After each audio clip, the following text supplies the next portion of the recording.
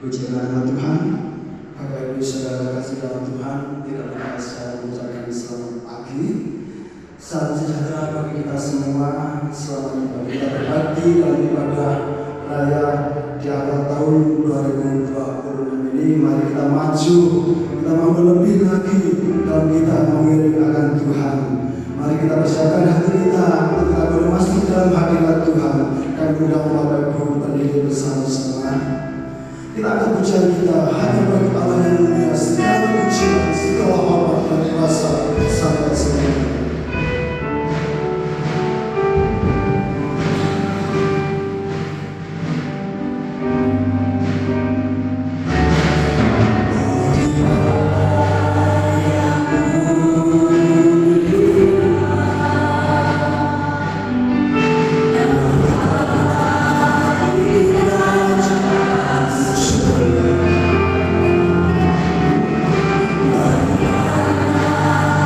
Oh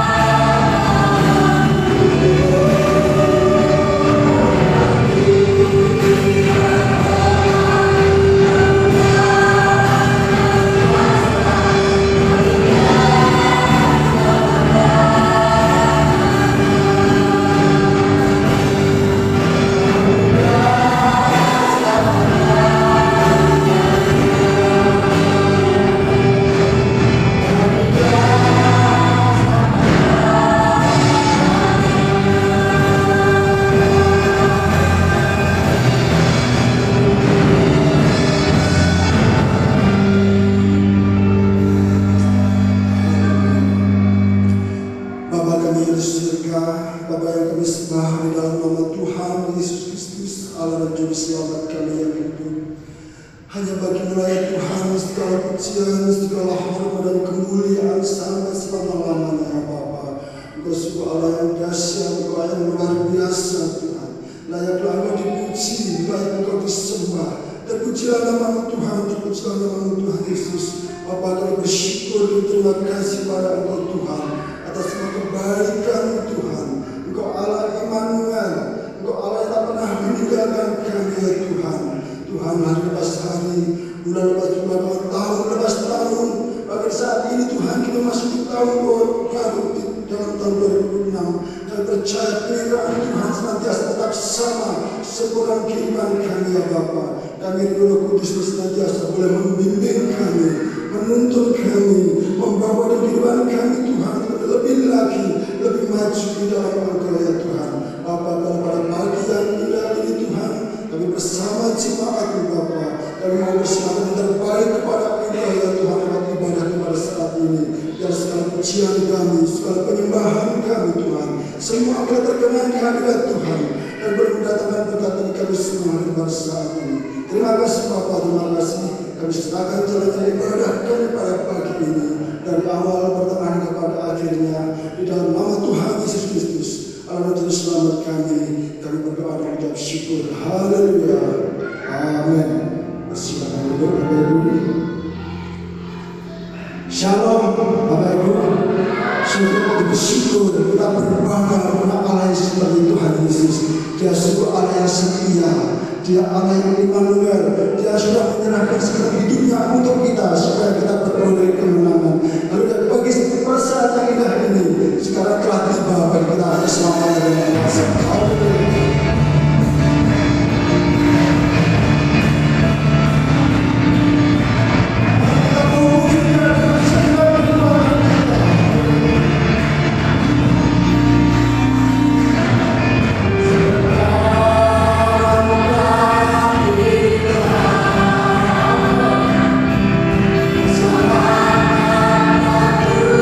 Tuhan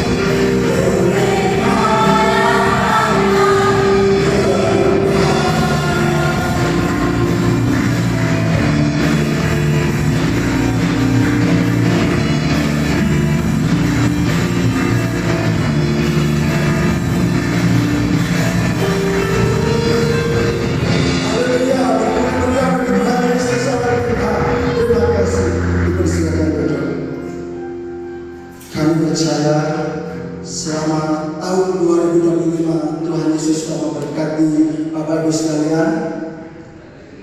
Tiba saatnya sekarang saya beri kesaksian untuk boleh menyaksikan kasih dan kemurahan Tuhan. Waktunya persilakan kita angkat pujian ini oleh dalam anak domba.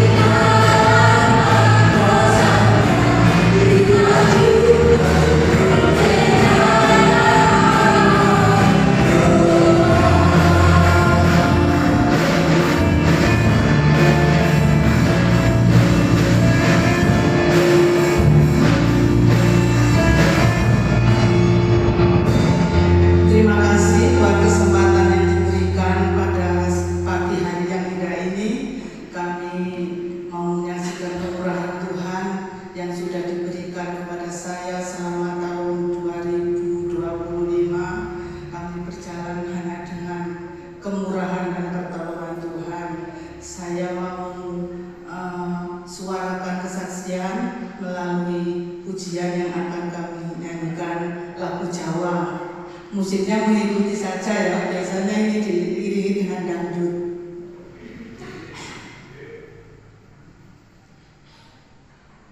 Yen tak sawang-sawang bumi lautan,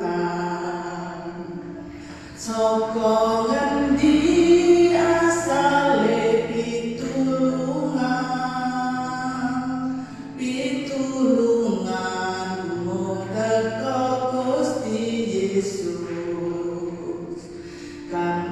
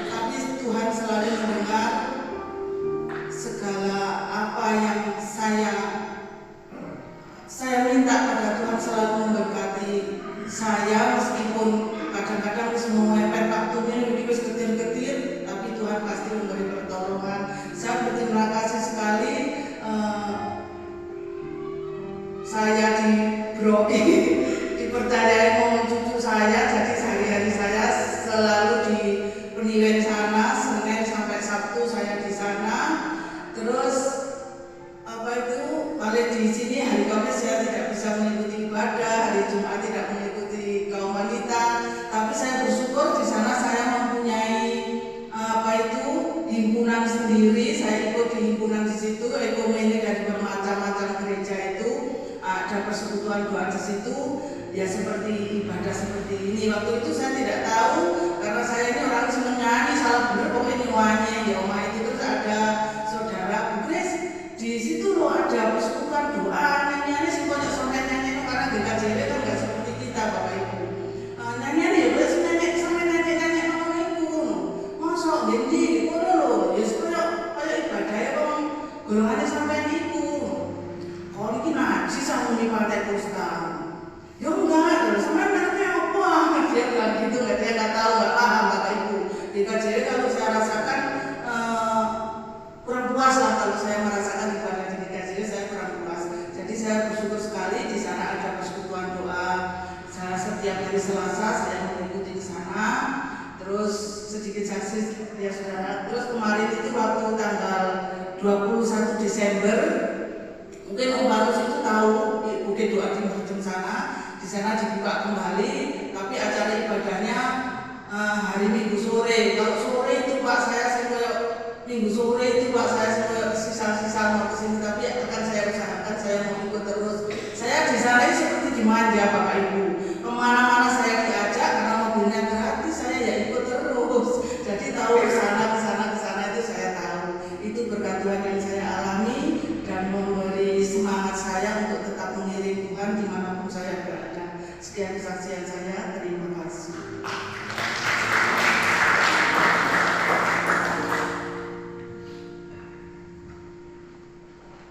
Haleluya, puji Tuhan. Semoga kita aminkan Bapak Ibu ya. Hanya pada Tuhan Yesus sudah satu-satunya penolong di dalam kehidupan kita semua. Saat kita menghadapi lemah lesu, Tuhan senantiasa hadir dalam kehidupan kita. Mari kita mau maju terus di dalam Tuhan. Mungkin ada lagi, kita tunggu dengan pujian. Haleluya. Sekarang aku mau nyanyi tentang pujian. Haleluya.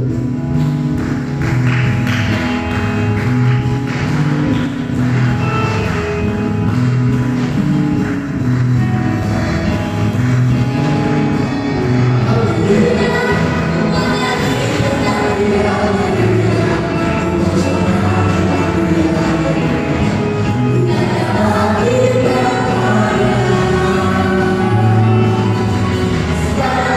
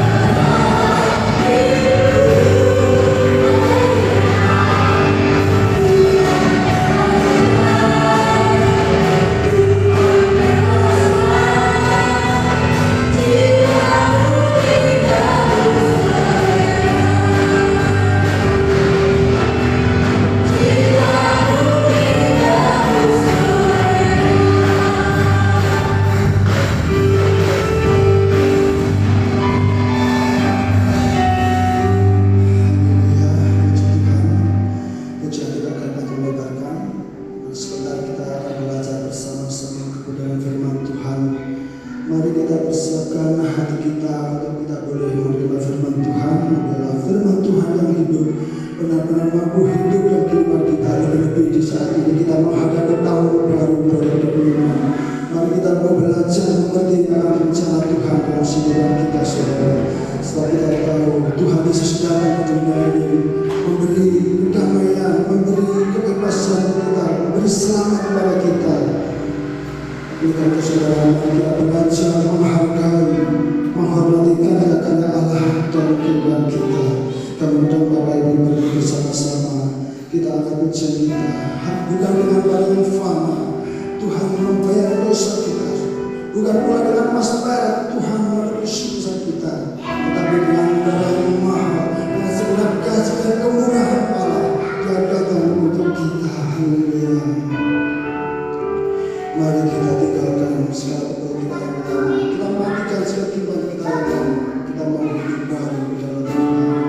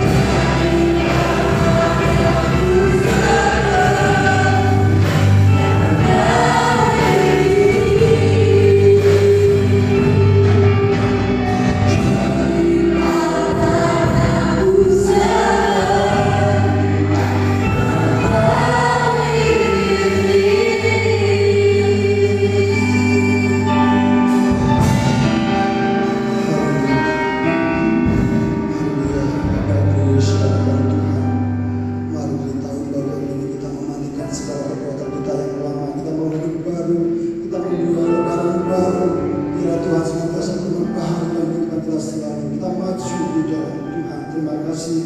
Mari kita masuk ke dalam firman Tuhan. Kami minta pujian dan karunia mendengar doa firman Tuhan waktu kami akan berada. Bapa kami yang ada dalam kerajaan surga, Tuhan kami mengucap syukur atas segala berkat-Mu, atas kesehatan, atas kehidupan kami semuanya karena berkat kemurahan-Mu Yesus. Tuhan, di awal minggu ini ya Bapa, kiranya berkat dan urapan masih tetap mengurapi setiap jemaat-Mu ya Bapa. Tuhan, terima kasih Yesus, terima kasih.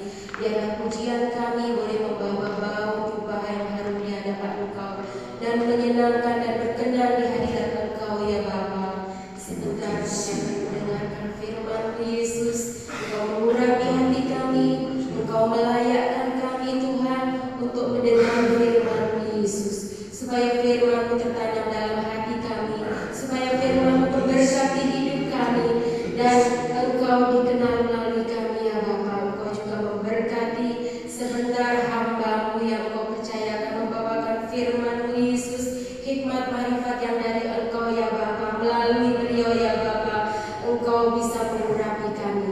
Sebentar kami akan menyiapkan hati kami Bapa, di dalam nama Tuhan Yesus Kristus kami sambut firman. Amin.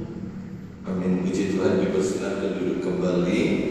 Saya ucapkan selamat pagi bagi kita semua. Selamat tahun baru 2026. Tuhan Yesus memberkati. Mari yang berulang tahun di bulan Januari boleh maju. Yang pertama Ibu Jumaiyah, yang kedua Bapak Yance Yohanes, yang ketiga Saudara Michael Umbu Halakadu, yang keempat Ibu Sivera Andraini, yang kelima anak Gabriel Ishak Lemuel, yang keenam Bapak Arinowo Santoso, yang ketujuh anak Naomi Sabatani Awadita, yang kedelapan anak Jefta Shane, dan yang kesembilan Bapak Citra Danus Batu Mangkutofan. Mari dipersilakan maju ke depan. Dan jemaat Tuhan saudara berbagi berdiri. Angkat satu pujian, hidup ini adalah kesempatan. Hidup ini untuk melayani Tuhan.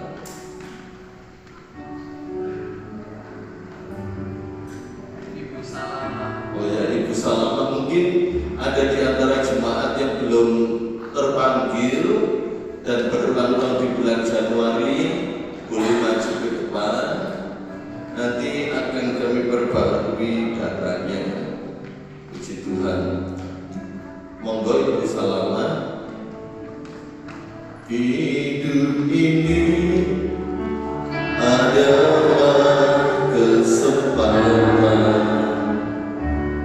Hidup ini untuk melayani Tuhan. Jangan sia-siakan waktu yang Tuhan beri. Hidup ini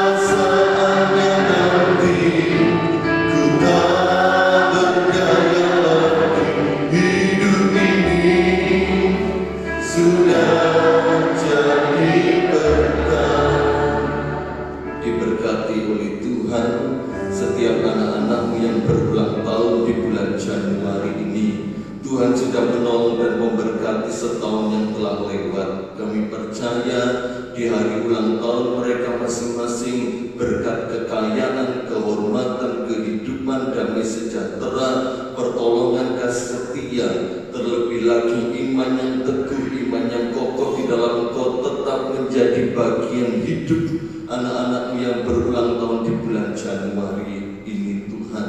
Kami serahkan hidup mereka ke dalam tangan pimpinan Tuhan. Segala doa, segala pergumulan, segala kerinduan Tuhan mendengar dan menjawab. Tambah-tambahkan umur, tambah-tambahkan damai sejahtera-Mu, tambah-tambahkan berkat-Mu. Selama anak-anak-Mu Tuhan percayakan hidup di muka bumi ini, hidup mereka memuliakan Tuhan, hidup mereka menjadi berkat, menjadi saksi-Mu, dan Tuhan pakai seturut kehendak dan rencana-Mu. Terpujilah Tuhan, tubuh, jiwa, dan roh kami serahkan di dalam nama Tuhan Yesus Kristus. Haleluya, amin. Selamat berulang tahun di hari masing-masing. Tuhan berkati. Silakan duduk kembali. Kita belajar firman Tuhan pada pagi hari ini dengan tema ditebus oleh Kristus. Ditebus oleh Kristus. Kita buka dalam kitab Kejadian pasal yang ketiga ayat yang ke-15. Kejadian pasal 3 ayat yang ke-15. Firman Tuhan mengatakan, Aku akan mengadakan permusuhan antara engkau dan perempuan ini, antara keturunanmu dan keturunannya. Keturunannya akan meremukkan kepalamu dan engkau akan meremukkan tumitnya. Saudara yang terkasih dalam Tuhan, tampilkan PowerPoint-nya. Saudara yang terkasih dalam Tuhan, ini merupakan perkataan Allah sendiri yang disampaikan kepada iblis. Next, mundur ayat yang berikut.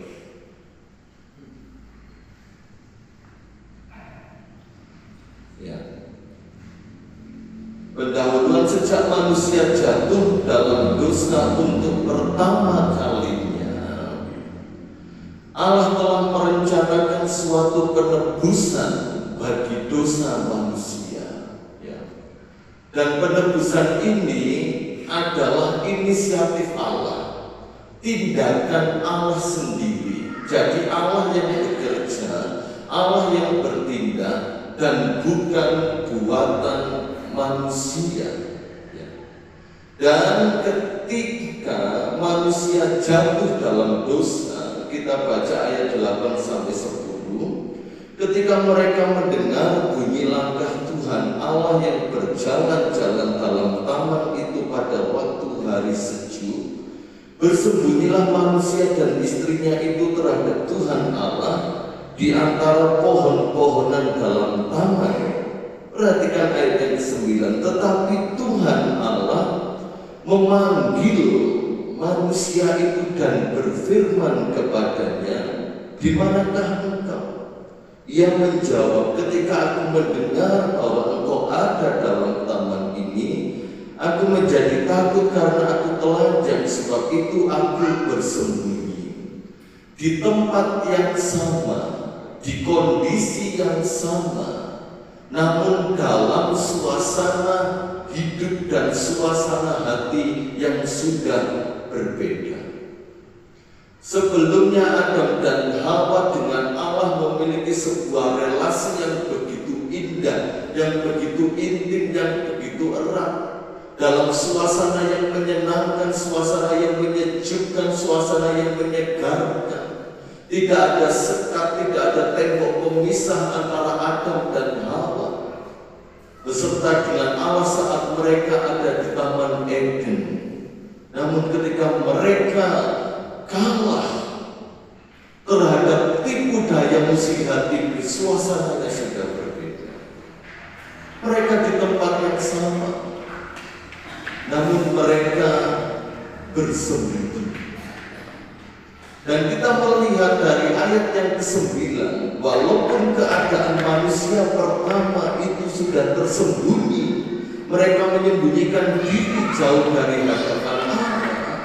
Namun Allah berinisiatif untuk menjumpai dan mencari manusia yang berdosa. Ya. Dan dalam keberdosaan Adam dan Hawa, Allah tetap ingin menjumpai mereka. Allah tetap ingin menjumpai mereka. Maka dari itu Adam dan Hawa, namun mereka telah menutup diri dan memilih menjauhi Allah atau bersembunyi. Dosa membuat mereka malu dan takut untuk bertemu dengan Allah. Pikiran yang seperti Adam dan Hawa inilah yang masih sering terjadi di orang-orang Kristen yang sudah alami penebusan Yesus. Kita telah ditebus. Allah telah menemukan kita kembali dari segala keberdosaan kita. Namun seringkali kita memilih untuk bersembunyi, kita memilih takut, kita memilih malu untuk didatangi Allah. Atau kita datang kepada Allah karena merasa kita masih berdosa. Dosa kita masih memimpin hidup kita. Dosa kita masih mengendalikan diri kita. Sehingga yang ada dalam pikiran dan hatinya bahwa ini selalu gak layak dan gak layak. Dan inilah pola pikir yang dimiliki Adam dan Hawa masih ada dalam kehidupan orang Kristen.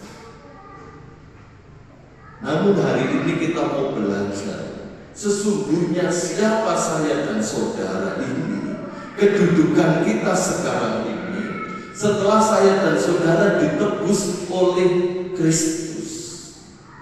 Maka dari itu kekristenan tidak pernah sedikit pun mendukung upaya manusia untuk menyelesaikan perkara dosa.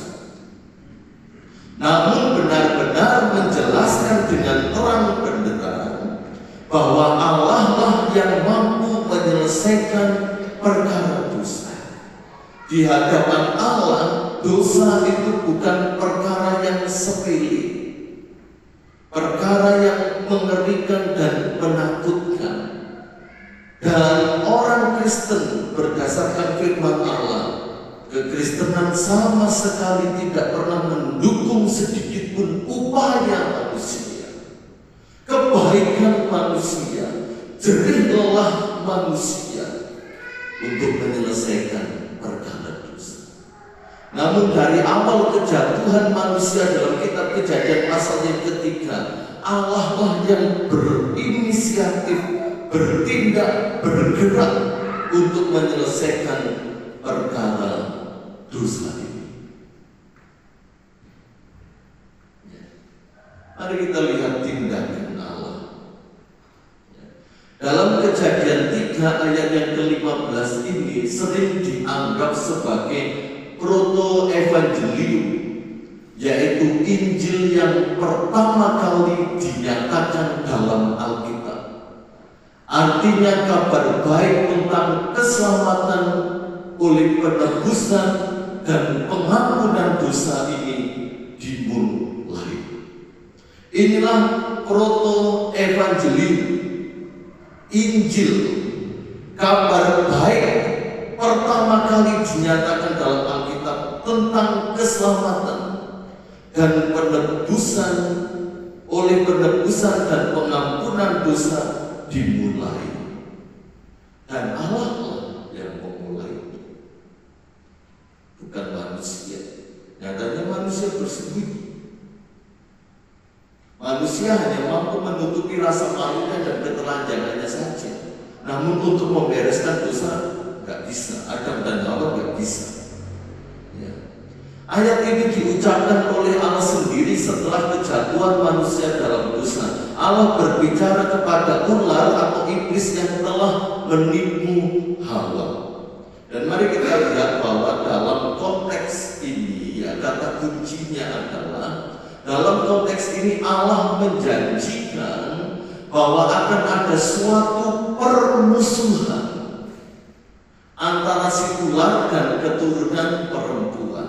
Mungkin saudara bertanya-tanya, mengapa Allah menjanjikan yang demikian? Bukankah janji Allah itu isinya hal-hal yang indah, hal-hal yang mulia untuk kepentingan hidup manusia sekarang ini maupun untuk yang akan datang? Tetapi kenapa Allah menjanjikan bahwa akan ada suatu permusuhan antara si ular, iblis, dan keturunan perempuan? Ya. Dan kata kuncinya adalah keturunan perempuan.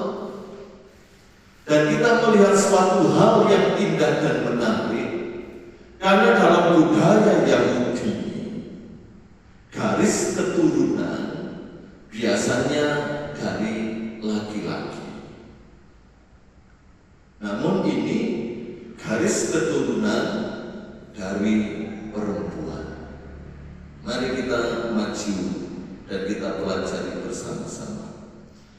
Ada penafsir yang mengatakan bahwa keturunan perempuan ini adalah anak-anak Hawa. Dan namun ternyata anak-anak yang dilahirkan Hawa,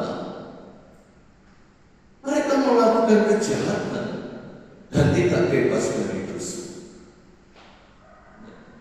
Ada yang menjelaskan demikian, bahwa keturunan perempuan ini adalah anak Hawa. Tetapi faktanya dalam Kejadian pasal yang keempat, anak-anak Hawa juga melakukan kejahatan.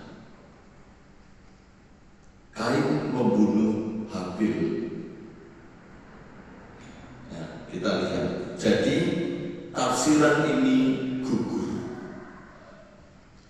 Ada juga yang mengatakan benih perempuan ini atau keturunan dari perempuan ini adalah dari keturunan Sarah.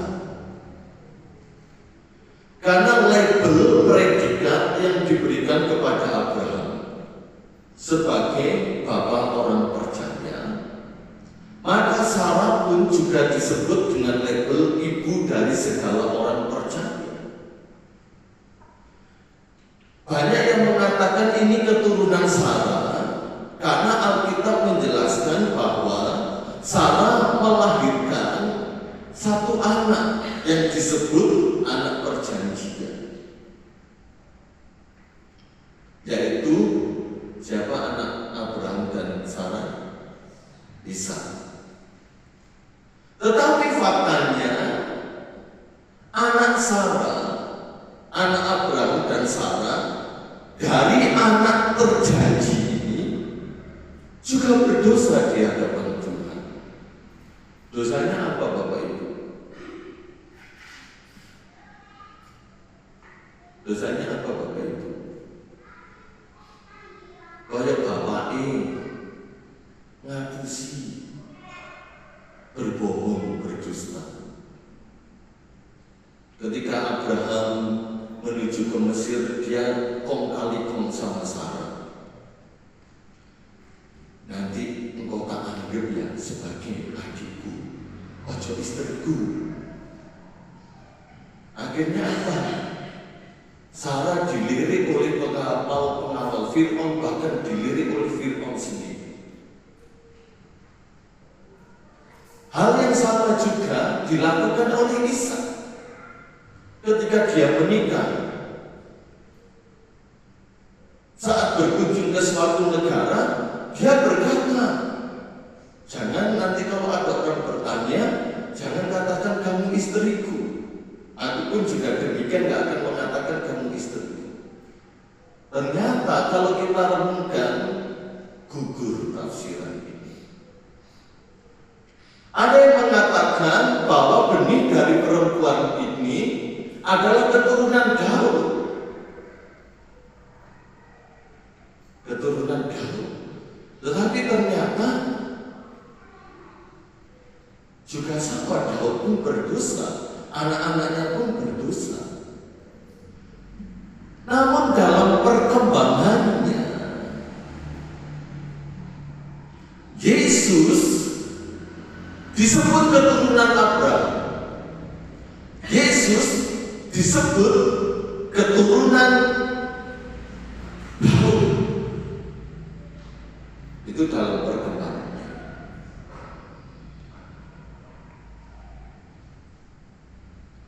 Mari kita lihat dalam Lukas 1 ayat 34 sampai 35. Siapakah yang dimaksud dari benih perempuan ini? Lukas 1 ayat 34 sampai 35. Kata Maria kepada malaikat itu, bagaimana hal itu mungkin terjadi karena aku belum bersuami? Jawab malaikat itu kepadanya, Roh Kudus akan turun atasmu dan kuasa Allah yang Maha Tinggi akan menaungi engkau. Sebab itu, anak yang akan kau lahirkan itu akan disebut kudus, anak Allah. Jadi keturunan dari benih perempuan ini, baik Hawa, Sarah maupun keturunan Daud, masih tercampur dengan benih laki-laki yang berdosa. Allah menyebutnya keturunan perempuan. Ini merupakan nubuat yang menunjuk kepada Yesus yang lahir dari seorang perawan perempuan tanpa benih laki-laki. Dia lahir dari Roh Kudus. Roh Kuduslah yang menanamkan benih bayi dalam kandungan Maria. Maria hanya sebagai perantara saja. Maria sebagai hambanya yang siap menampung, yang memakai kandungannya untuk ditaruh, diletakkan benih yang kudus yang disebutkan anak Allah yang Maha Tinggi. Jadi dari sini kita mengerti apa yang dimaksud dalam Kejadian 3 ayat yang ke-15 itu menunjuk kepada Yesus Kristus. Dialah Allah yang berinkarnasi menjadi manusia untuk melakukan penebusan dan menyelamatkan umatnya dari dosa mereka. Hal yang harus kita waspadai sekarang bahwa iblis adalah musuh kita. Dia akan melakukan berbagai macam cara supaya kita mengikuti kemauannya yang jahat dan mematikan. Ini iblis. Waspadalah. Dia berjalan berkeliling sama seperti singa yang mengaum-ngaum untuk mencari mangsa yang dapat ditelannya. Hati-hati. Iblis datang bukan dengan hal yang menakutkan. Iblis tidak muncul seperti suster ngesot atau mak lampir. Enggak, saudara. Dia datang dengan segala tipu dayanya. Dia akan melakukan berbagai macam cara supaya kita mengikuti kemauannya yang jahat dan mematikan tersebut. Iblis itu jauh lebih tua dari kita. Iblis itu jauh lebih berpengalaman dari kita. Tetapi kita punya kuasa untuk meminjamnya. Kita punya kuasa untuk mengalahkannya. Dan kita kembali dalam kitab Kejadian 3 ayat yang ke-15. Mari kita membahas satu persatu bahwa aku akan mengadakan permusuhan. Tadi sudah saya sebut mengapa Allah menjanjikan bahwa akan ada permusuhan. Mari kita bahas hal ini. Menjelaskan bahwa akan ada permusuhan antara iblis beserta keturunannya dan manusia. Dan manusia ini merupakan mungkin agak berat, permusuhan kekal antara iblis dan manusia. Suatu lambang peperangan antara kerajaan Allah dan kerajaan setan. Suatu konflik rohani yang terus berlangsung di dunia. Dan permusuhan ini antara iblis dan manusia terjadi dua tingkat. Di dalam diri orang percaya, kita sedang mengalami peperangan roh antara anugerah Allah, anugerah Yesus Kristus, kerajaan Allah, dan dosa. Kerajaan setan, kerajaan iblis. Dalam diri kita selalu berperang dengan hal ini. Alkitab mencatat tokoh-tokoh Alkitab banyak kali bergumul tentang dosa mereka. Dan kita pun juga bergumul. Kita telah menerima anugerah itu, namun seringkali iblis menyodorkan tipu dayanya supaya kita keluar dari anugerah itu dan kita melakukan dosa. Ini peperangan. Kemudian di dunia yang kita hidupi ini, suatu konflik rohani yang terus berlangsung di dunia, itu kita merasakan bagaimana dunia ini sangat membenci terhadap umat Allah, orang-orang yang percaya kepada Yesus. Kita lihat dalam 1 Yohanes dikatakan bahwa seluruh dunia ada dalam kendali kuasa si jahat.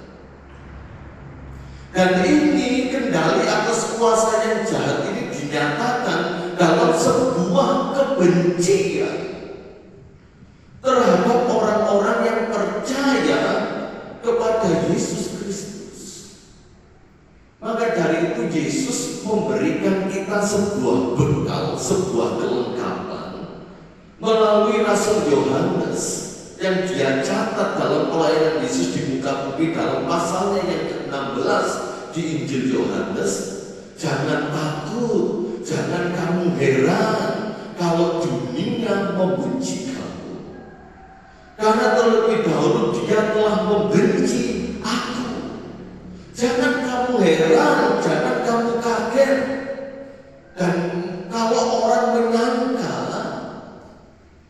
membunuh orang yang percaya kepadaku sama dengan berbuat bakti kepada Allah. Apakah perkataan Yesus terjadi? Demikianlah adanya. Di negara-negara yang sulit tentang kekristenan, mereka berjuang dengan sembunyi-sembunyi untuk tetap teguh dan bertahan dalam iman. Mereka tidak malu. Mereka tidak mau menyangkali imannya. Ya. Saya lupa tahun berapa di Jepang, kurang lebih 56 orang menjadi martir Yesus Kristus. Namun nama mereka sampai sekarang disebutkan di dalam kedudukan dan status kehidupan bangsa Jepang. Tidak ada di sekolah. Sejarah mencatat seperti ini. Maka dari itu saya selalu mendorong Bapak Ibu Saudara jemaat Tuhan, yang kita dapat dengan bebas menyatakan iman kita, dapat dengan bebas kita mengabdi kepada Tuhan Yesus Kristus. Gunakan itu sebaik-baiknya. Gunakan itu sebaik-baiknya. Karena banyak orang-orang saudara-saudara seiman kita sedang berjuang untuk mendapatkan kebebasan dalam hal beribadah, dalam menyatakan imannya. Mungkin mereka tak kenal kita, tetapi saya percaya mereka juga punya prinsip ingin seperti orang-orang Kristen yang lain yang bebas menyatakan imannya. Dalam 1 Yohanes 3 ayat yang ke-13 dikatakan, janganlah kamu heran saudara-saudara apabila dunia membenci kamu. Jadi jangan kaget kalau kita dihina, dicaci maki karena kita pengikut Yesus oleh dunia orang-orang yang tidak percaya. Inilah peperangan kita. Ya. Dan keturunan perempuan yang dimaksud adalah Kristus. Dialah yang dijanjikan Allah dalam Kejadian 3 ayat 15 akan meremukkan kepalamu. Keturunan dari perempuan ini yang akan meremukkan kepalamu, dan kamu akan meremukkan tumitnya. Allah berbicara terlebih dahulu, keturunan perempuan ini yang akan meremukkan kepala. Jadi Allah mau memberikan kita pengertian dan gambaran pendahuluan tentang kekalahan iblis ketika Yesus Kristus bangkit dari antara orang mati. Dan inilah kemenangan total antara Allah dan iblis atau musuh-musuh orang percaya dan juga yang menjadi musuh. Makanya sampai sekarang kalau saudara bertemu ular, saudara tidak akan menghancurkan ekornya atau perutnya, tapi saudara akan menghancurkan kepalanya. Lain dengan di Manado. Di Manado nggak dihancurkan kepalanya, nggak dihancurkan perutnya, tapi dihancurkan melalui penggorengan yang ada. Ini dimasak, dimakan. Ketika Yesus meremukkan kepala iblis, inilah kemenangan total Allah terhadap iblis. Mari kita buka dalam Ibrani 2 ayat yang ke-14. Ibrani 2 ayat yang ke-14.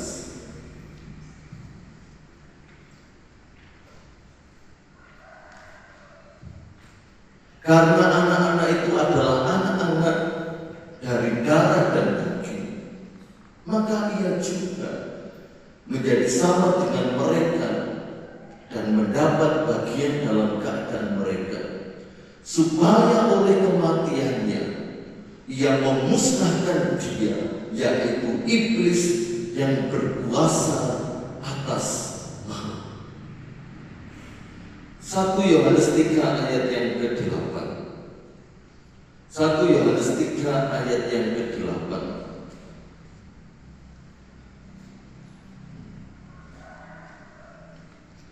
Barang siapa yang tetap berbuat dosa berasal dari iblis, sebab iblis berbuat dosa dari mulanya. Untuk inilah anak Allah menyatakan dirinya, yaitu supaya ia membinasakan perbuatan iblis itu. Allah nggak mau saya dan saudara sama seperti iblis yang terus berbuat dosa. Maka dari itu Allah datang menyatakan dirinya dalam rupa Yesus Kristus, supaya ia membinasakan perbuatan iblis. Dalam Yesaya 49 ayat 26, Yesaya menubuatkan tentang bagaimana Allah kelak akan bekerja di Sion. Sion adalah rumah Allah, orang-orang percaya kepada Allah, bahwa Allah akan turun menjadi pembebas mereka, penebus mereka, dengan mengalahkan segala lawan yang ada. Dan lawan yang dimaksud ini tentunya adalah iblis, tentunya adalah kuasa kegelapan. Allah telah hancurkan kepala iblis ini. Meremukkan tumit, ya. Kalau tadi meremukkan kepala, sekarang Tuhan katakan, tetapi engkau iblis akan meremukkan tumitnya. Ya, meremukkan tumit menunjuk pada penderitaan dan kematian Yesus di atas kayu salib.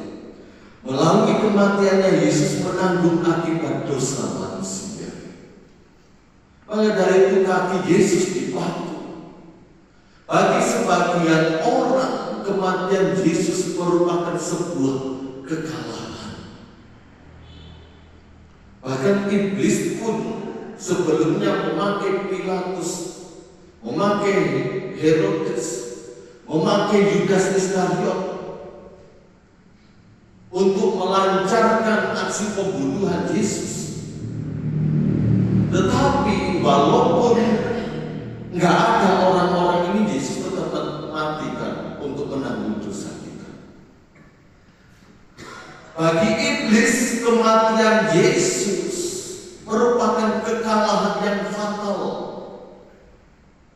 Namun nggak tahu setelah Yesus mati, dia yang kalah. Kematian dan penderitaannya di kayu salib membebaskan saya dan saudara dari dosa.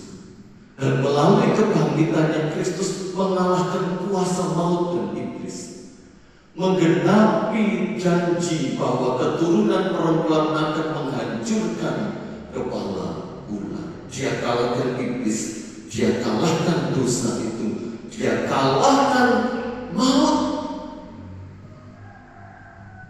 Dan perkara dosa yang tidak dapat diselesaikan manusia sudah diselesaikan Yesus di atas kayu salib. Melalui kebangkitannya, yaitu sudah tadi, Kejadian 3 ayat 15 merupakan janji pertama Allah tentang Mesias Sang Penebus. Dan ayat ini mengandung inti dari Injil bahwa Allah sendiri akan menyediakan jalan untuk mengalahkan dosa dan memulihkan hubungan manusia melalui keturunan perempuan itu, yaitu Yesus Kristus. Dan janji ini sudah digenapi bagi kita. Mari kita lihat dalam Galatia 4 ayat yang keempat untuk menjelaskan pengertian tentang penggenapan keturunan perempuan ini.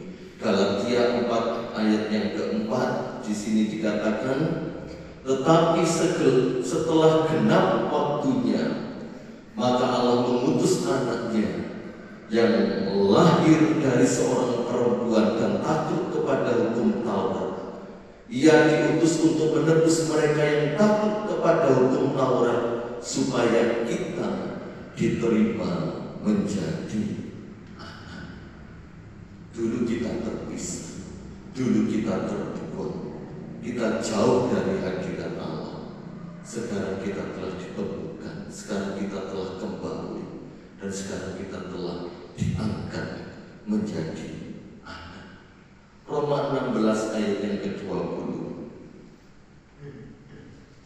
Roma 16 ayat yang ke-20.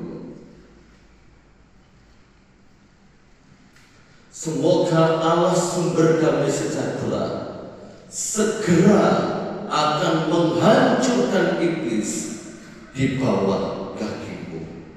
Kasih karunia Yesus Tuhan kita menyertai kamu. Janji tentang keturunan ilahi yang akan datang menebus manusia dan mengalahkan iblis sudah terjadi dan digenapi oleh Yesus Kristus. Dan sekarang setiap kita orang yang percaya kepadanya kini menjadi bagian dari keturunan rohani itu.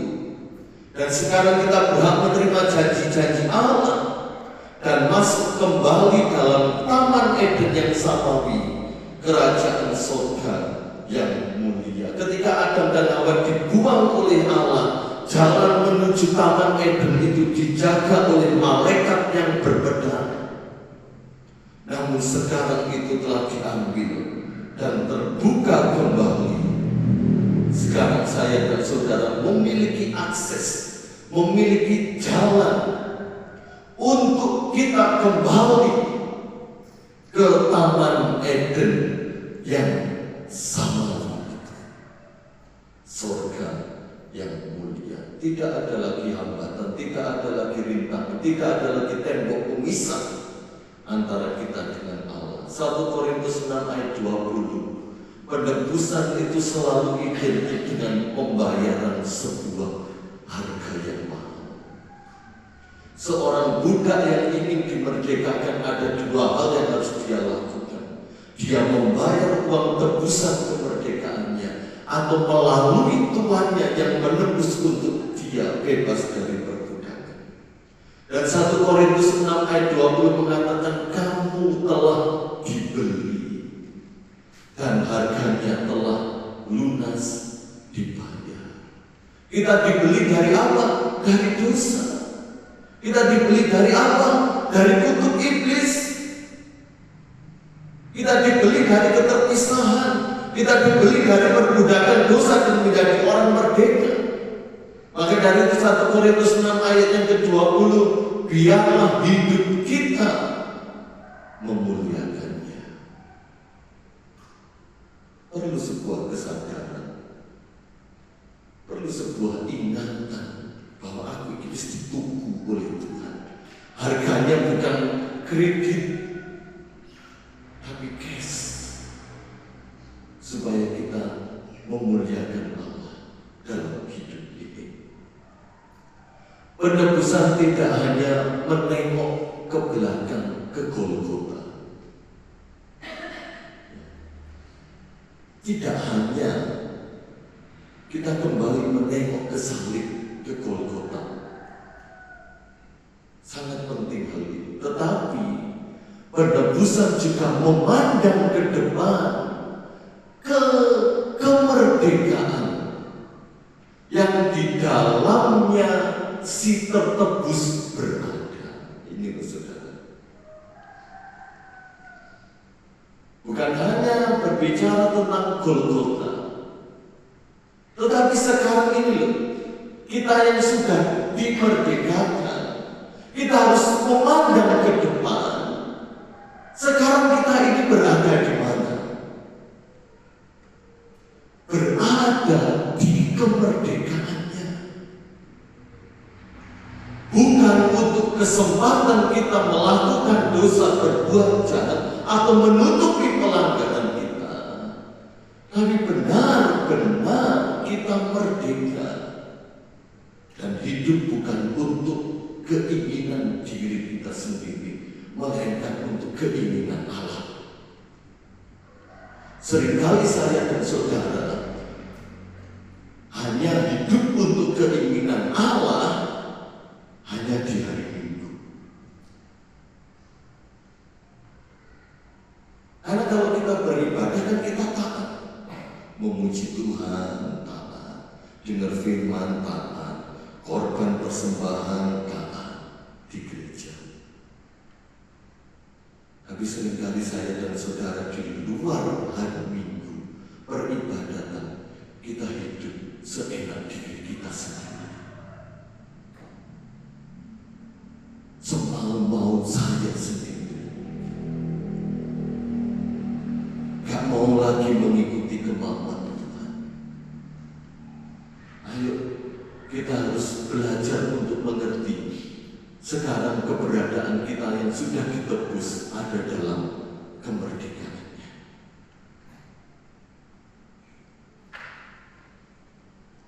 Justru karena mereka telah ditebus dengan harga yang demikian itu, maka orang percaya harus menjadi milik Allah.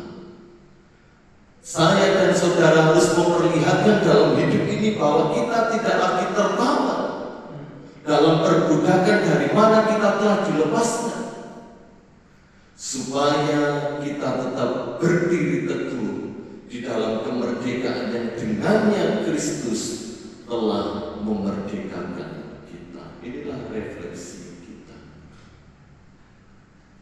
Karena kita sudah ditebus dengan harga yang lunas, tunjukkanlah dalam hidup kita bahwa kita bukan lagi orang-orang yang tertawan dalam perbudakan iblis, perbudakan dosa, melainkan kita tetap berdiri teguh di dalam kemerdekaan yang dengannya Kristus telah memerdekakan kita. Kita berterima kasih kepada Tuhan bahwa aku ditebus. Tuhan Yesus memberkati. Mari kita berdiri bersama-sama. Mari kita menyembah Tuhan, kita bersyukur kepada Tuhan.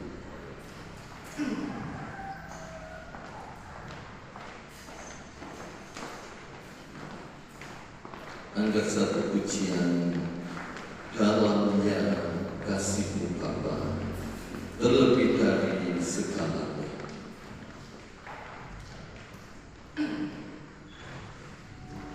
Terima kasih Tuhan. Kita siapkan hati kita untuk tubuh dan darahnya.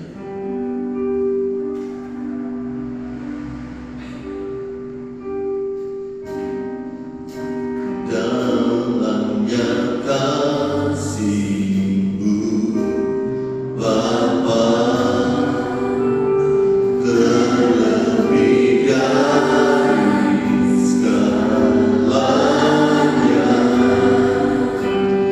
pengorbanan yang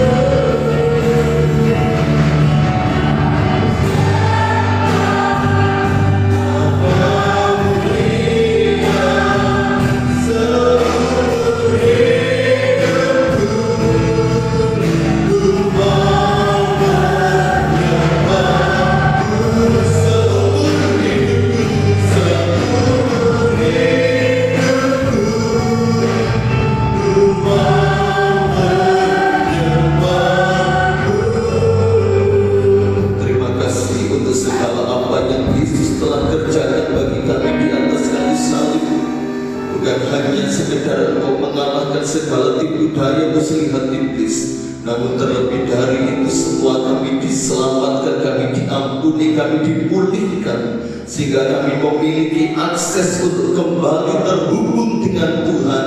Bahkan kami Engkau layakkan kembali untuk masuk ke dalam taman Eden yang samawi, yang rohani, yaitu kerajaan surga yang mulia. Kami tahu peperangan rohani kami belum berhenti, namun kami yakin bersama dengan Yesus kami akan menang atas segala tipu daya muslihat iblis, dan kami adalah orang-orang yang sudah ditebus. Dan kami bersyukur akan hal itu. Kau menyucikan, Kau menguduskan kami semua, hamba-hamba-Mu, pelayan jemaat-Mu.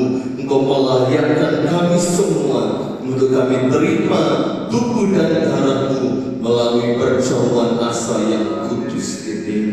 Kami terima roti dan anggur dengan penuh ucapan syukur. Kami ambil, kami makan, kami minum dengan iman dan pengharapan di dalam Engkau, di dalam nama Tuhan Yesus Kristus. Haleluya, amin. Dipersilakan duduk kembali. Angkat pujian sukacitaku penuh, ku bermazmur bagi. Ku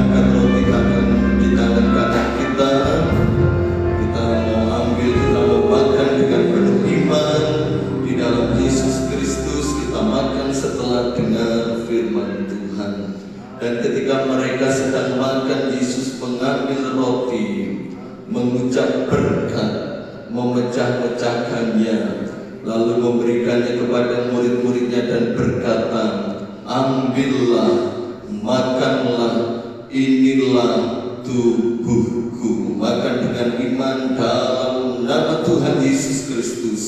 Amin.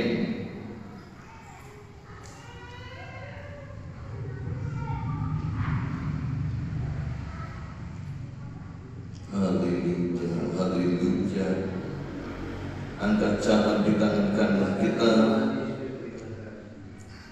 Sesudah itu ia mengambil cawan, mengucap syukur, lalu memberikannya kepada mereka dan berkata, "Minumlah kamu semua dari cawan ini, sebab inilah darahku, darah perjanjian yang ditumpahkan bagi banyak orang untuk pengampunan dosa."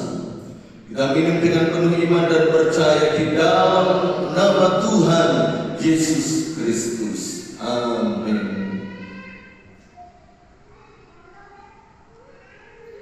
Haleluya, kita bersyukur kepada Tuhan. Haleluya. Oh haleluya, terima kasih Tuhan. Terima kasih untuk tubuh dan darahmu. Terima kasih Tuhan. Terima kasih Roh Kudus. Terima kasih Allahku. Terima kasih kuasa-Mu, hidupmu menyatu dalam hidup kami ya Tuhan. Terima kasih di awal tahun ini kami dapat kembali menikmati tubuh dan darah-Mu. Terima kasih bekerja lebih lagi, berkarya lebih lagi. Bebaskanlah Roh-Mu dalam kami ya Tuhan. Terima kasih ya Bapa. Terima kasih Yesus atas segala sesuatunya. Terima kasih banyak ya Tuhan untuk tubuh dan darah-Mu yang Kau berikan bagi kami. Dalam nama Tuhan Yesus Kristus. Haleluya. Amin. Dipersilakan duduk kembali. Kita akan jalankan korban persembahan yang kedua. Kita akan satu pujian Anak Allah Yesus namanya.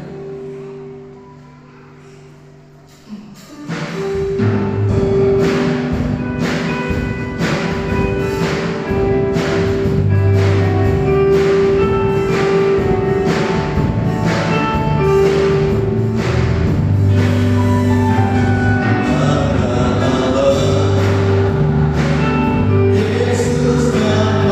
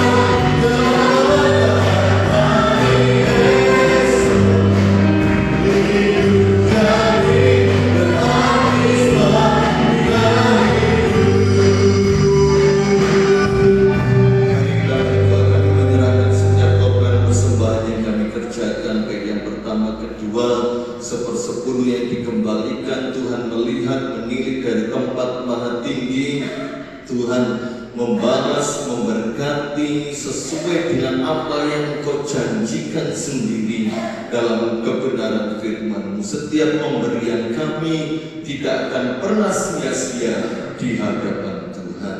Di dalam nama Tuhan Yesus Kristus kami berdoa dan bersyukur. Haleluya. Amin. Tuhan memberkati.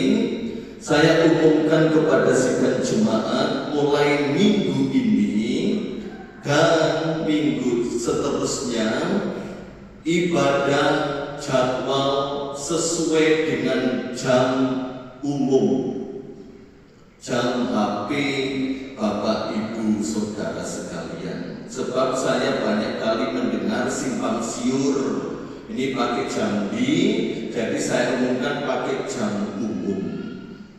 Dan saya menghimbau sudah tidak ada lagi yang datang terlambat dalam beribadah.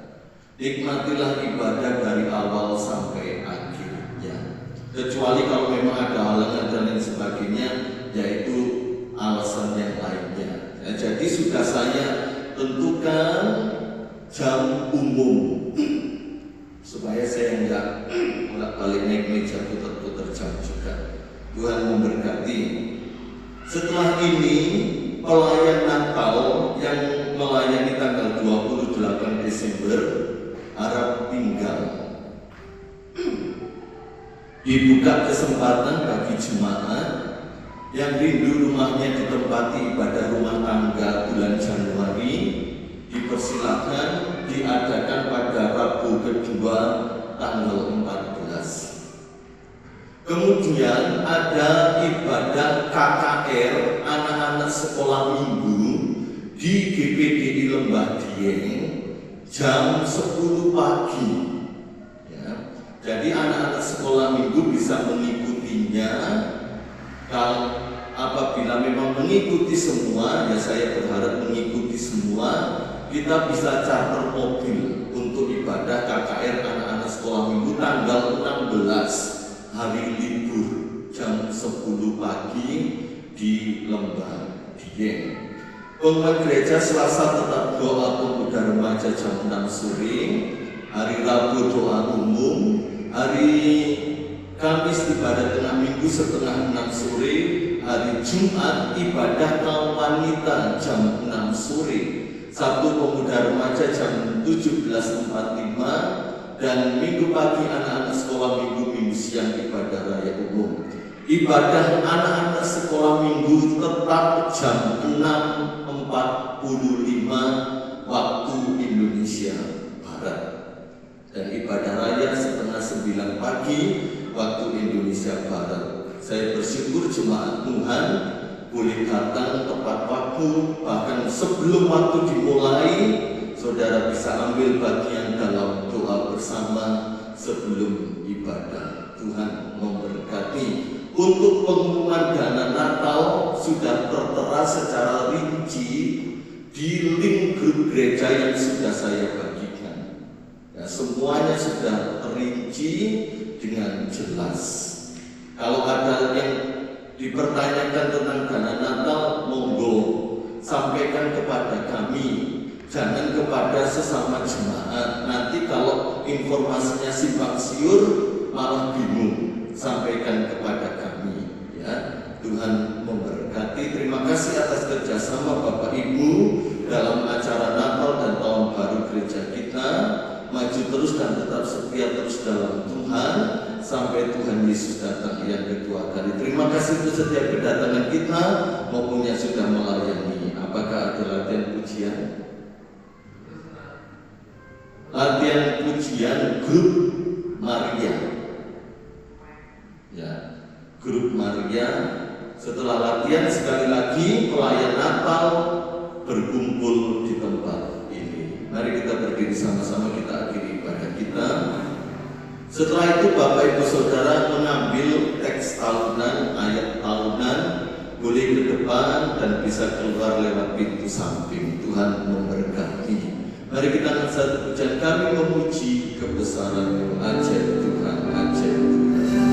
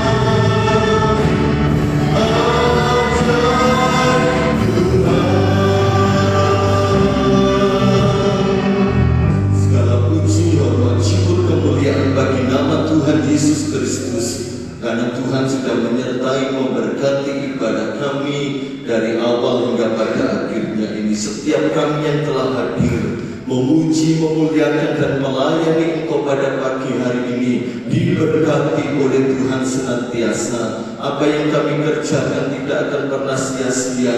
Semuanya Tuhan perhitungkan dan Tuhan pasti membalas, memberkati sesuai dengan janji kebenaran firman-Mu. Berkati segala aktivitas kegiatan jemaat setelah ini maupun di hari-hari yang akan berjalan. Anak-anak akan kembali bekerja, anak-anak akan kembali bersekolah. Dalam segala aktivitas apapun disertai, ditolong, diberkati, dilingkupi oleh Tuhan. Segala sesuatunya dibuat berhasil oleh Tuhan. Segala tantangan, rintangan, pergumulan, hambatan, tekanan kami lalui dan kami lewati bersama-sama dengan Yesus. Karena kami tahu Kau tidak akan pernah meninggalkan kami sedetik pun ya Bapa. Terima kasih Tuhan. Setiap pergumulan jemaat-Mu, apa yang menjadi doa-doa kerinduannya, Tuhan tahu, Tuhan mengenal dan menjawab, memberikan yang terbaik. Segala keperluan, kebutuhan keuangan Tuhan juga berkati. Terlebih lagi dalam iman kesetiaan kami dapat ikut juga dalam setiap peribadatan yang ada di tempat ini, di luar hari Minggu, untuk kami tetap memuji, meninggikan nama Yesus. Berkati perjalanan kami pulang, tibakan di rumah dengan segala selamat oleh karena perlindungan Tuhan. Kami juga akan mengambil teks tahunan atau ayat emas. Apapun bentuk firman yang kami ambil, yang kami terima, itu berasal dari Tuhan. Tidak ada yang buruk, semuanya mendatangkan kebaikan ketika kami percaya akan firman-Mu. Menjadi pegangan kami untuk hidup di sepanjang tahun ini, bahkan untuk selama-lamanya. Terima kasih Tuhan.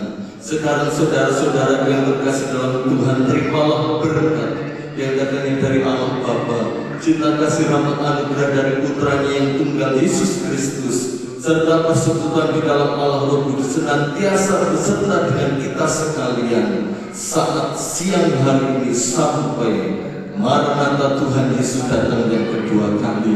Berkat Abraham, Ishak dan Yakub menjadi bagian kita sekalian. Dalam nama Tuhan Yesus Kristus kami sudah berdoa dan mengucap syukur. Haleluya. Amin. Selamat siang, Tuhan memberkati.